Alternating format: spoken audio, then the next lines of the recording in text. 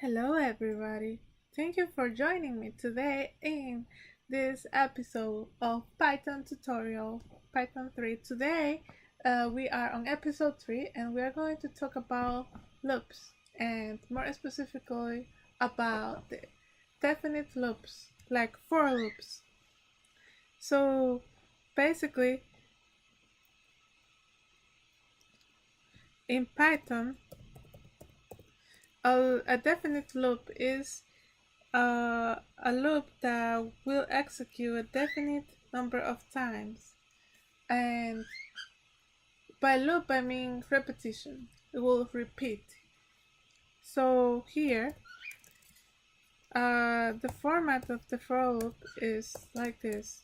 For bar, bar could be anything, variable could be anything, in sequence. The sequence, though, has to be a sequence. So if I go into this new file and I type here some of these nice notes to take up, there is a nice built-in function in Python called range that creates a sequence.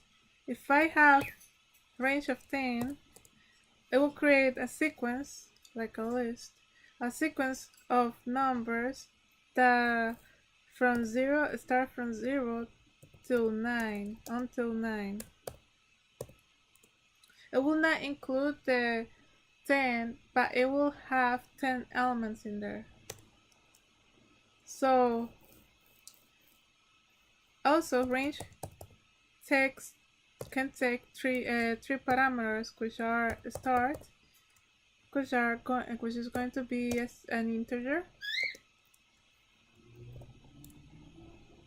a stop, and if you really want to, then you will have a step, which is going to be like counting by 2. It will create, like, let's say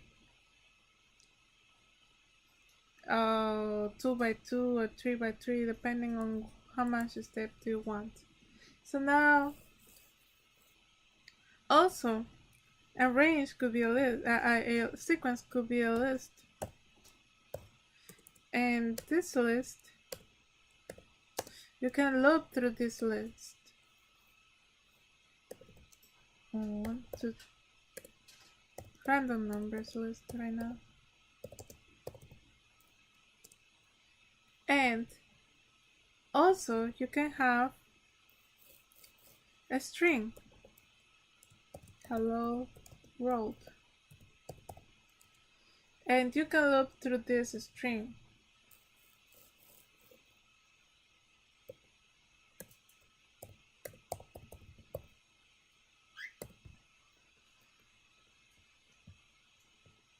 So let's show you how to loop through. So right now, let me show you right now to show you the range of 10 that is actually until 9, from 0 until 9 for I in range of 10, right? Don't forget the colon and print. Don't forget the parentheses. I. In Python 3, you have to have parentheses in the print. And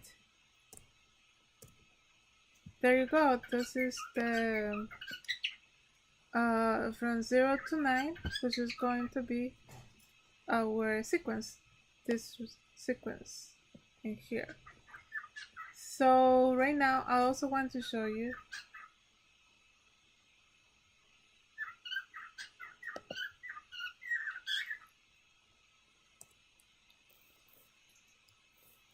for,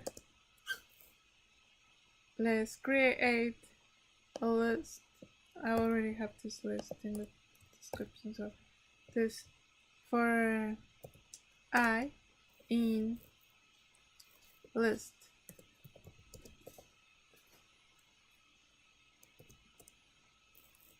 print I will be like the element. For element in this list, print the element.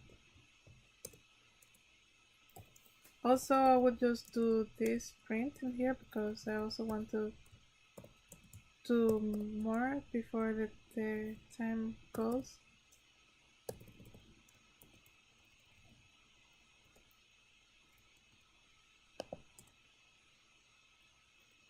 For I in range. So what if we use range? Why will we use range in here to look through this list in here, right? Why will we look? We need to pass an integer, so then we get the length of the list. Why would we use it? So sometimes it's good to use range when iterating through a list if we want to do something more than just iterating through the list. What if we want to change the value of the list? So in order for us to change in the value, then we have to know the index. So basically right now, so let's print before.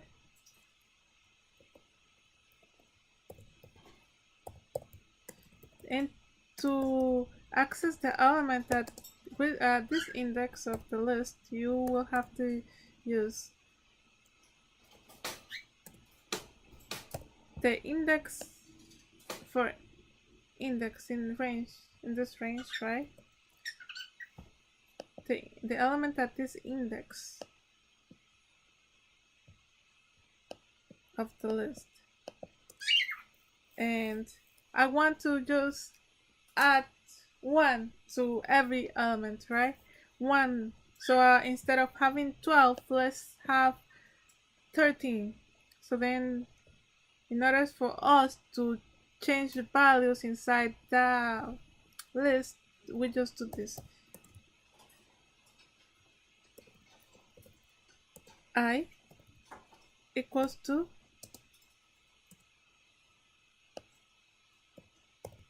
we are assigning the value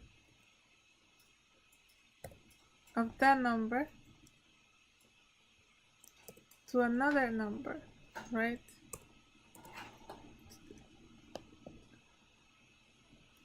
And right here we change the value, so then let's print the after, right?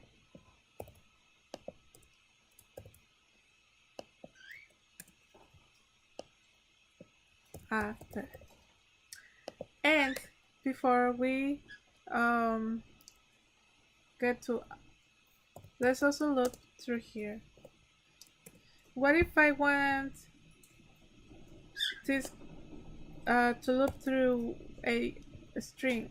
So here we go. So this is a string created here. So why we don't create, let me name this name as for a string. So for string, no, in greet, just like the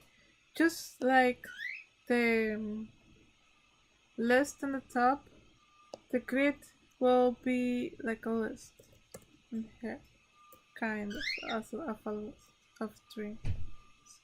So let me just print here. I will print line by line every string, which is could be like every character. So if you want to say more specific, like every character of the string, but let me just call it a string for now. So let's say hello world will now be H, and the next line E, etc. So why we don't just take a look at what we have, right? So let's do this and call it, let me save it into desktop solution test. Call it module, doesn't matter, I will just call it module 3 and change for today. Yes. So now what do we want? We want to run it, right? So we can see here, I hope you can see completely. So let me just check. So basically, let me just move it a little bit. Basically, you can see in here that this was our first part, printing each element of the list.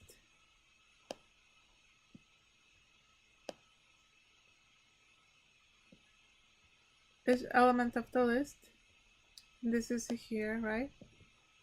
We are printing each element in that list. Then we are creating a sequence and we are changing each element, which like before was 12, right? After we change this element, it becomes 13 after adding a 1 to the 12, right? And that's it for today. If you have any questions, please